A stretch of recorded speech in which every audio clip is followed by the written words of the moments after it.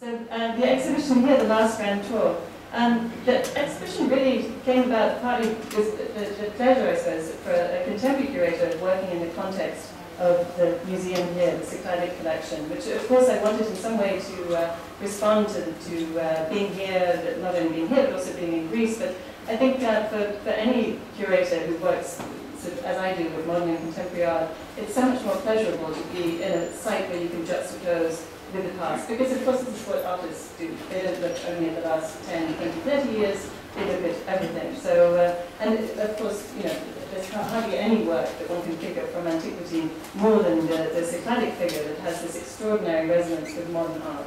So it was really a great opportunity to be able to think about this site and what one might do in this context. I think, as I was explaining with my exhibitions at Tate, I mean, my pleasure as a curator is to think about an exhibition within the location, not to plop an idea down that I might be interested in, but rather to think about where it is and why it's there and how it can respond to that in some way. So this really came about from spending time in Greece and thinking about the artists that I was aware of who spent time here. Obviously, I mentioned Marden, whose work I was quite familiar with, but various other British artists who'd come as well.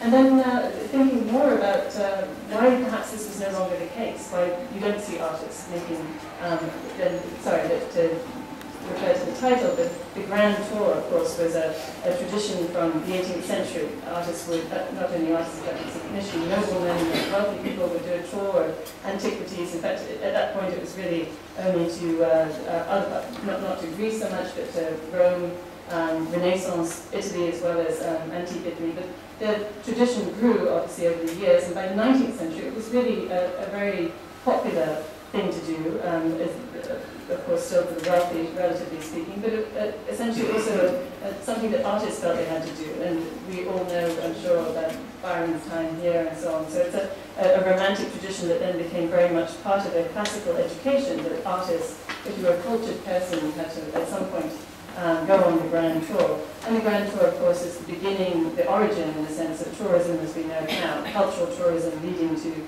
popular tourism that we live with.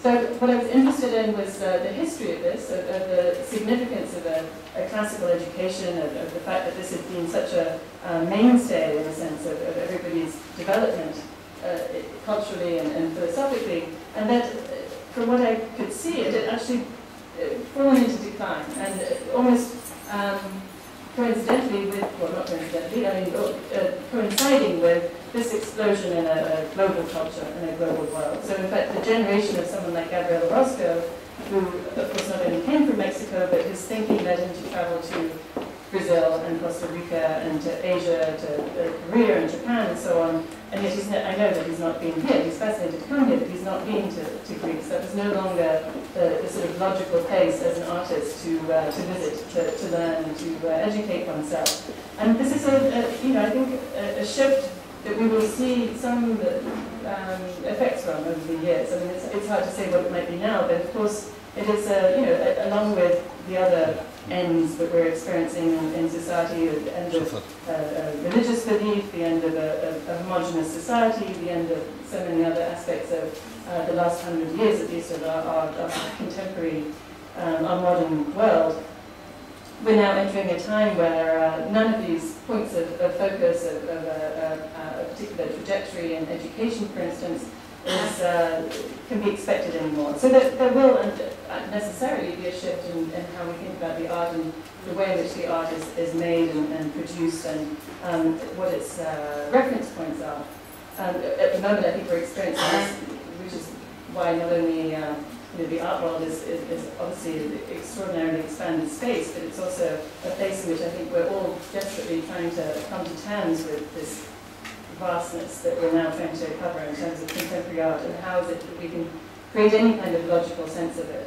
The museum, certainly where I work, we grapple with this a great deal. So the last Grand Tour is the last Grand Tour. So it's looking at artists who, in a sense, were the last artists to visit Greece with an interest in this sort of classical education,